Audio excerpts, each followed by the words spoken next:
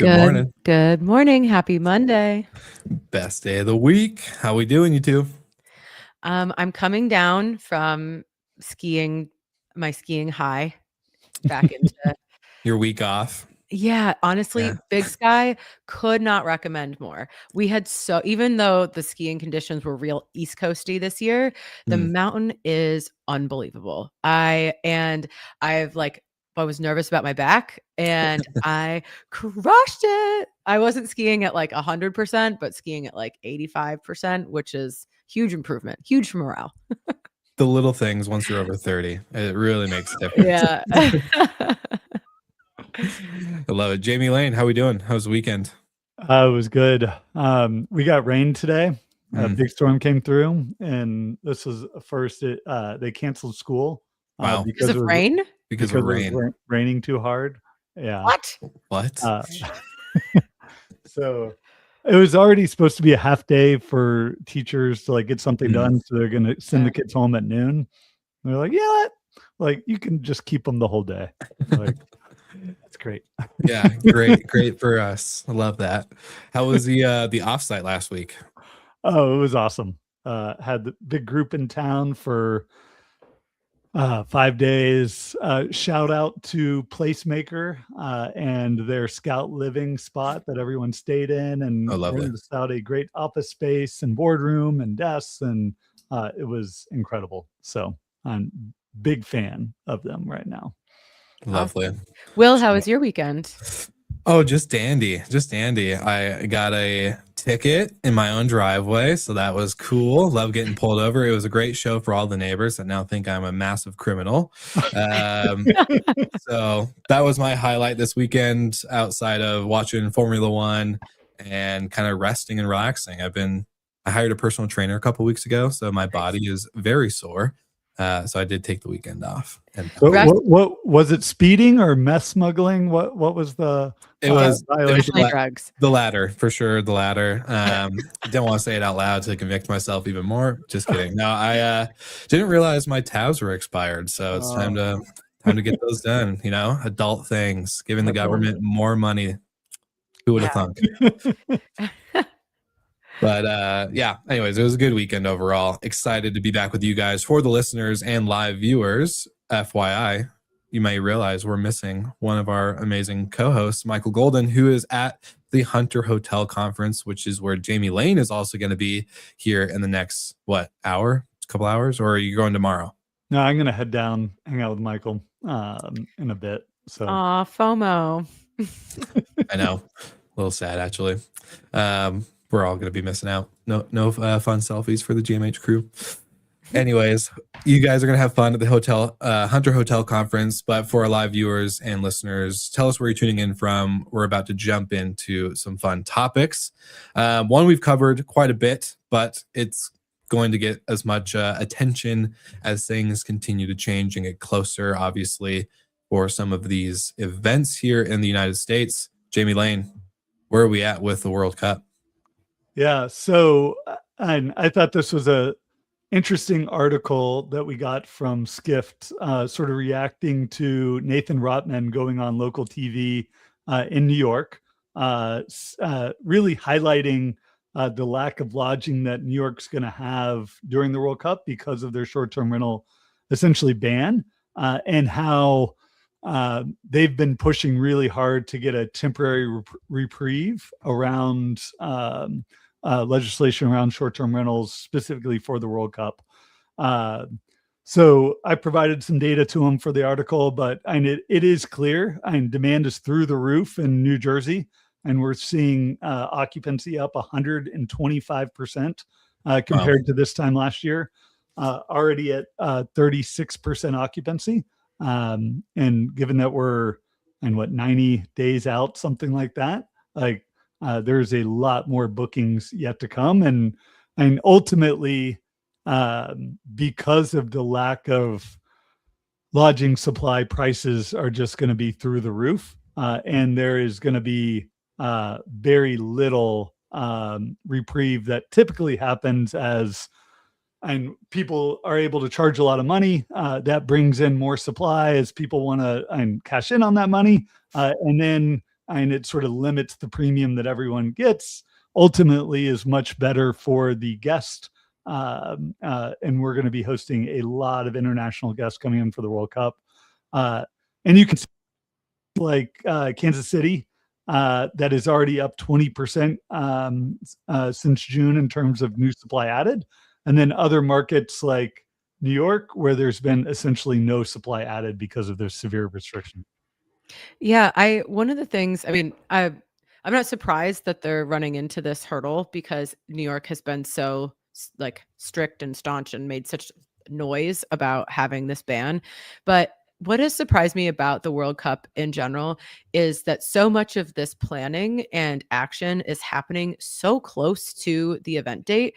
Because so like when this was announced, or even like a year before the games are going to happen, FIFA should have talked with New York. There should have been some sort of agreement in advance that like irons this out, that for like these 30 days, there's going to be this like, temporary easing, like that seems like it should have been part of the contracts and negotiations when you're establishing the sites.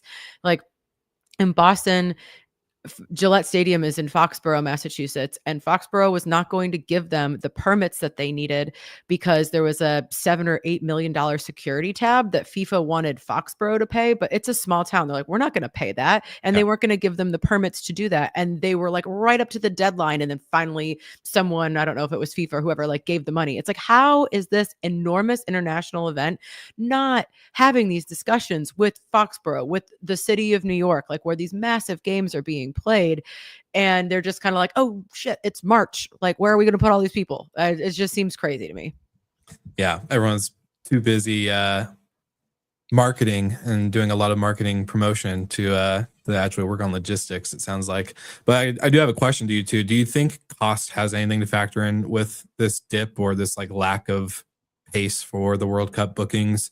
Like I know inventory obviously is a important thing, so if there's people not listing their homes or their apartment or whatever, or hotels are all booked, then obviously I can see that. But do you think that maybe FIFA or World Cup in general is just getting outpriced with how much it costs for people to come into the country, for flights, for lodging, for food, for the ticket, for you name it?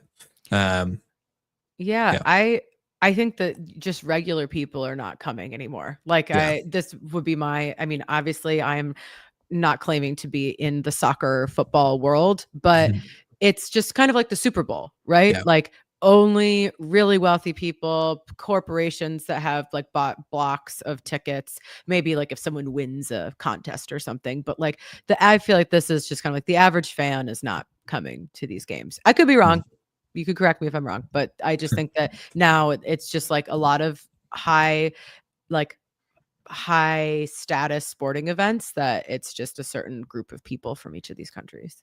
And you better believe that hotel industry and broadly does not want new supply being added in the lead up to the event, right? That limits the prices that they can charge. Like this is sort of billed as a really high revenue, really high profit event that is going to be an awesome windfall for most hotel owner operators, even short-term rental hosts, like the ones that are in New York that are, there's few 3,000 that are actually able to have a permit and rent out on a short-term basis.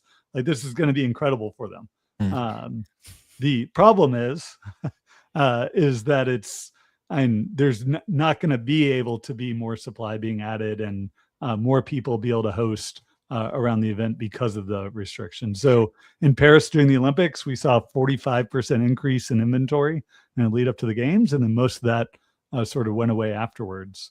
But it was a good way to be able to accommodate more people. And what short-term rentals are incredible for around major events. You don't have to build hotels for peak inventory because supply can expand around these peak demand events. Yeah, you have like flex supply. Well, Jessica Walker, the CEO of the Manhattan Chamber of Commerce, made a good point.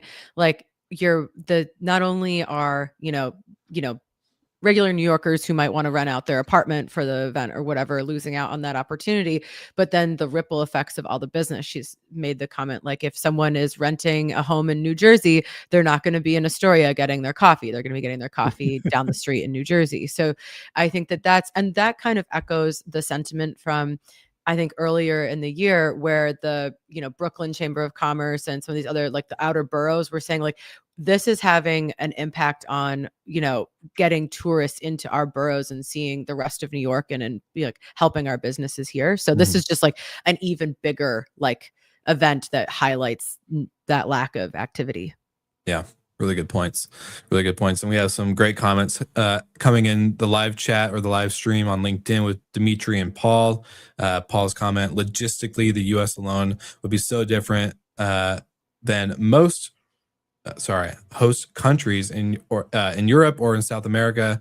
The sheer size of the country adds way more complexity. So for sure. Yeah. I mean, getting from, I don't know if I said this on the show previously, but when my parents were back in like the 90s, when the World Cup was here, they talked to some German fans and they're like, oh yeah, we're taking the train from like here to here to here. And my parents were like, you're not doing that. You're not going to see the games. They're like, you're going to see the first game and the last game. And they're like, what do you mean? They're like, it will take you days to get that far. I think that's just like I love when you see the maps, like when they superimpose countries on top of like maps of the United States. It's like, this is how big it is. Like, just think of it. You're not driving there. If you're not flying, you're not getting there fast. That's 100%. 100%. Could have said it better myself. Well, this one was a fun article to get last minute last week while we were kind of planning for this episode. I have a lot of opinions and thoughts on this, but I'll open this up. I know here we go, listeners. Buckle up. The article is from Adriana Lee, who's one of our new tech reporters at Skift, and the title is "In a Crisis, Travel Companies Count on Humans, Not AI." Sorry, my camera is in the way of this of my screen, but I'll read that again. In a crisis, travel companies count on humans, not AI.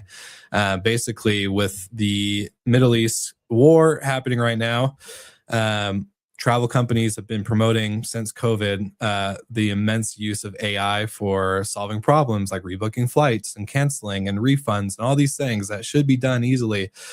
But no, during the Middle East conflict and the war, people, I think there was over 78,000 rescheduled flights or canceled flights. And that triggered obviously a huge bog into the system from these airlines where people were trying to obviously rebook, trying to get a refund, trying to figure out any type of information. And the chatbots were saying like, oh, we'll get back to you soon. And then they would disconnect the chat after hours and hours. They would never respond. If they did, it was inaccurate, and people just bypass the AI agents to get to human help. And so I've been saying this for a while, and I still believe this today in some regard. I think from a consumer standpoint, AI is super overhyped and far behind to what the big corporations want, right? Like if you are why do I always forget Mark Benioff's company? Oracle? Salesforce? No, Salesforce. Yeah. So like Salesforce is huge. They've done a bunch of examples on how AI is helping them. Great for them. They're a big corporation. They built it. Good for you. But as a consumer, I think AI is way overhyped. I'm not impressed by anything. I still use it. Yes, we use it for show notes and clips and all these other things. But at the end of the day, I think this was a great article that Adriana wrote up highlighting that as much hype as it's gotten, still people are still going to human solutions. So, all right, come at me. And I'll just start with, and this is obviously a major crisis management problem for all the airlines. Like when you get 70,000 flights canceled, you get drones flying into airports, you get every airport shut down in the entire region. Like there is a massive problem that you can't just reschedule people. Mm-hmm. Like the flights don't exist. Like you talk to a human, like, sorry, there is nothing I can help you with right now. We are trying to figure out how to get flights back on. Like there's no right answer that either a human or an AI can give. Like, it's a crisis, right? We dealt with this during COVID, except COVID was, sort of spread out over a particularly long period of time as the cancellations came in, and some flights were still going. But I wouldn't say this is an AI problem. Like, this is we are in the middle of a war in the Middle East problem, and you just cannot get these people out. So, like, the article ended with saying, like, and people were going around the airline, around the chatbots. They weren't going just around the chatbots. They were going around the airlines entirely, having to charter their own flights because there are no flights leaving out of the Middle East right now. So, a huge geopolitical crisis with rapidly shifting airspace closures. Like, it is a massive problem, but I wouldn't say this is an AI problem. This was a crisis. And also, like, pretty lackluster planning and support from any sort of like government agencies of getting people out. Like, truly, I think absolutely unacceptable response. And so it's like, yes, the airlines are, and like their communications are all scrambled, but like, it's like there was another level of people out there that should have been coordinating how to evacuate all these people. Like, they're each country's own citizens out of the region. So that, to me, that like the blame first and foremost is there. Yeah. There's another article that Sarah Copa wrote, I think either yesterday or this morning, just about in general, like a lot of the travel disruptions that are happening. And one thing I saw that was even crazier is just that like some of the airlines are canceling people's flights, and then, but the flights are still on. They're just upcharging. They're just raising the cost. And I think that that is truly despicable. Like, this is a war. Obviously, if flights are canceled and they're canceled and you can't get people out, that's one thing. But then like raising the prices 400% to try to make a profit on people fleeing is so messed up. And so I think the AI, like, at this point, I mean, we have people who feel very feisty about AI, Will, and but I think that it's it's not the core of the problem, but it is not helping, because now you're getting people that are, if there was no AI bot and they were just like on hold for 3 hours listening to elevator music, they would also be furious. But now that, because they got connected to a bot and then they were waiting for the bot, and then the bot's saying, well, I'm going to help you, and then it's not like, it's this adding this additional layer of frustration to like towards this technology that has been billed as like the solve all for these problems. And then it's not at this point, because this is a huge international crisis that Claude isn't up to handle right now. Well, I'll say this. You guys are both 100% correct. I get both of your points, but I will say, to like what you were just saying, Brandy, this is one of the problems, like not maybe a crisis in general, or a war in general, but this is what everyone has been promoting AI can help solve and it can do. And it's like, get rid of this friction. And here it is. And it's still even worse. Like, yes, people had to go to group chats to evacuate themselves because there were no flights, 100%. But I can see this even being at a point like, okay, imagine a World Cup situation where the city is just busy, right? Like, it's not a crisis. It's not a war. There's no deaths. There's no missiles. There's no drones. It's just a busy city, and Uber connects you to their chat bot, and your Uber driver's stuck in traffic and he won't respond because it's a freaking chat bot. And then all of a sudden you have all these things that are just adding up, right? I just think it's very incompatible for what we're promised. AI is going to solve all this, but yet it can't even handle a simple like overload of the system in usage or requests or anything. So it's like, okay, what's the point? It's just adding a created layer of friction and disappointment. So that's, and even when you're doing with this humans, you do not staff up for a crisis like that. So this would have happened in the same magnitude if it was humans doing it versus in this mix of humans and AI. There is just not enough people that you could have on standby ready to deal with a crisis like this. Well, and I think one of the interesting things, and it's not in this AI article, but in Sarah's article about the travel and about people who have booked on OTAs, and it's like a little tangent, but like, it just made reading it like Expedia's like, oh, I can't help you because your ticket's non-refundable, or then the airline's like, I can't help you because you booked through a third party. I'm like, I don't know if I would ever book a flight on an OTA again. Like I haven't booked a flight on an OTA in a very long time. But like I was just like, if I was in this position, I mean, and then they did say that some of the OTAs are like working on like issuing refunds and stuff like that. But it just kind of seems like it's like this rat's nest if you book any of your flights altogether. And that's like the promise, right? That they send you that like everything is streamlined. You can book flights, cars, hotels, blah, blah, blah, all through us. And then connected trip. Yeah. When something goes wrong, it's like that Spider-Man meme where everyone's pointing guns at each other. And it's, you know, and in a situation like this, the emotions and the tensions are so high, obviously. And to get like, you know, someone who's, you know, at booking.com or Expedia just being like, sorry, like your flight's not refundable. You're like, well, I'm trapped in a war zone. So maybe make an exception.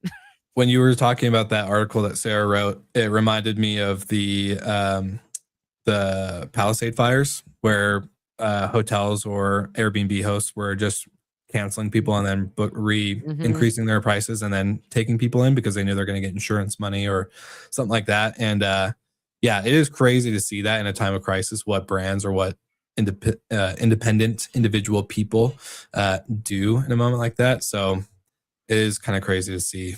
When people do that for like an event like Super Bowl or a concert, I don't really feel, I'm like, yeah, whatever. But when it's like there's like life-threatening things happening, I'm like, wow, like that really shows like what kind of person you are. For sure. So shame on you. We're gonna put you on blast if we see it. So we'll get to test your theory in a couple months about overloading in a positive way when the World Cup comes, and I'm just not going to be in Boston. Yeah. Peace out. I said, let's go to the mountains for a weekend. That's literally what my plan is. Yeah, that'd be fun. All right, next article. Who wants to take this one? It's going to be. I can. All right, there we go. So this is a short-term rental regulation being passed in Arizona, giving cities more insight over short-term rentals. So this is only passed the Arizona House. It hasn't passed the Arizona Senate, so still like in process. But reading through this, and I don't know what your opinions are, we'll get to that, but it is not nearly as restrictive as things we've seen in Colorado, for example. So it's having, limitations per bedroom of how many people. I think it's 4, like 2 or number of beds plus 2 plus kids, targeting repeat bad actors, like getting fined or having a license suspended. So it says like licenses could be suspended for a single violation if there's like a public safety, modifying your building without a building permit, not fixing unsanitary conditions.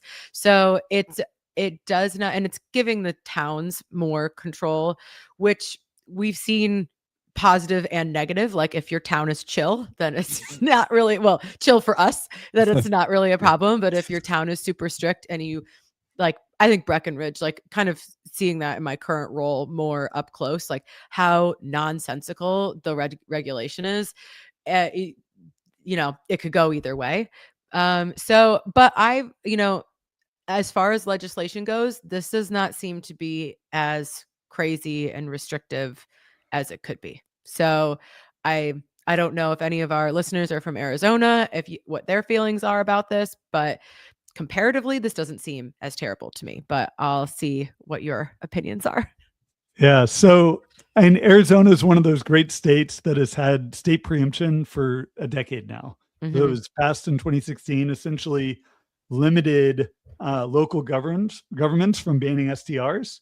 And then since then, we've sort of seen amendments being passed on that state preemption, giving them a little bit more control. So like in 2022, they allowed local authorities to set up licensing and permitting, and that you could get banned with repeated violations. And then so that they sort of set it up for 3 years, like it was a 3-year then ban on new legislation. Now we've come up to 2025, and it was like this big question of what was the next fight going to be. In the initial legislation, they actually came in with caps that cities were going to be allowed to set caps. And when you can set caps on the number of permits, like that is a really big deal. But then immediately there was like pushback from the local realtor association, from Airbnb, Verbo, from the major OTAs, the local alliances. And it really shows and Arizona is one of those states that has, and John Hillebrand, that is very vocal with local policymakers, where they Jonathan were Wicks, immediately, well, they were already together. They were already had a big response sort of ready if something came out that they weren't comfortable with, and were able to get it changed. That when new legislation did get passed, it was something that was reasonable, that they could live with, that ultimately, 2 adults plus 2, not excluding children, isn't that big of a sort of legislation or restriction on it. And then the 3 violations within 24 months, the law was within 12 months. And like, it essentially took 6 months to get a violation. So essentially, like, the law didn't mean anything. I think overall it was like a great response from Arizona, and a pretty decent outcome for them, that they were able to push back on the really restrictive legislation and get something more reasonable around.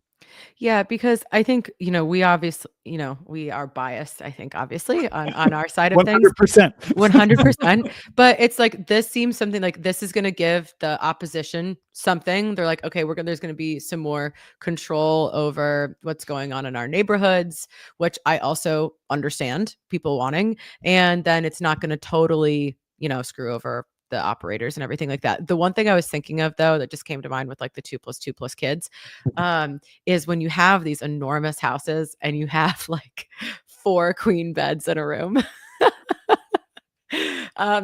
Definitely have never done that. And it's just a big room. But you can get crafty with how that looks on your site. But it's like, okay, then you get bogged down like, okay, per square footage, like, I have 4 sets of queen bunk beds, so 8 beds in one room. Some of these houses in Arizona are really big, Yeah. So you make do with what you have. 100%. My opinion is that less government involvement, the better. Don't let them tell you what to do. This government's too involved in our lives. There you go. That's my opinion on this article. So anyways, good episode. I think it's always interesting when we don't have one of our other co-hosts on the show, but I'm sure he's excited to get back and to debate and contrarian view talk on the next episode. Our words hard this morning, Will. Words are hard. I had 1 cup of coffee, so that was about it. But yeah, what do you guys got going on this week? Not much. I'm like here for like a little bit, for like 2 weeks. I'm going to be at home, which I'm pretty pumped about. So that's Love nice. that for you. Love that for you. Jamie? I'll be on the main stage at Hunter tomorrow afternoon. So very pretty excited about that with some of our friends, Jan Freitag with STR, Cindy Estes Green from Calvary. So looking forward to that. And then we've got an Atlanta host meetup on Thursday night over on the west side of the city. So I'll be speaking at that and giving update on World Cup trends for Atlanta. So Lovely. Excited. You got a busy week, Jamie. Yeah. Get out and talk to people. Yeah. And I was gone all evenings last week, so I can tell you my wife is really excited about all these events this week too. I bet. I bet. What's the what are you speaking on at the Hunter conference? Short-term rental data. Yeah. Okay. Well, what's the topic of your session? Short-term rental trends in the US. Oh, and I've got like all right. 10 minutes. It is It's a hotel conference. So. Yeah, true. It's a 60-minute session with 5 presenters, each getting 10 minutes to sort of do a quick dive. Gotcha. So I'll be running through high level what happened last year and the differentiation we're seeing in the sector, and then going into some World Cup trends. So a good juxtaposition of Atlanta and the World Cup to Super Bowl in 2019. There was a 145% increase in supply during the Super Bowl. And 4 months before the World Cup, there was a 36% increase in supply already. Right now, 4 months before the World Cup, we're looking at a 4% increase in supply in Atlanta. So very different trend. Yeah. And it definitely, like, I've seen a lot of memes out there of like people like, and we've gotten so excited about these big events over the year, like Olympics in Atlanta, Super Bowl in Atlanta, and it's like World Cup, and everyone's like, like, oh, what's another big event? I guess. So funny. Well, very exciting week for both of you. Love it. Thanks you. What do you have going on, Will? Anything? Just more video and audio content on Skift. We have a lot of new things that we've been playing with and experimenting and launching and doing. So, head down, just back at that corporate grind. Yeah, it's very different, but it's good. All good stuff. Yeah, for the live viewers and listeners, thank you for tuning in.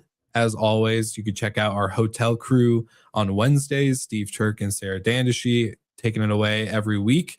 And then, of course, we'll be back on Monday where we dive into all things short-term rentals, hospitality, tech, you name it. So thanks for tuning in, and we'll see you guys all again next week.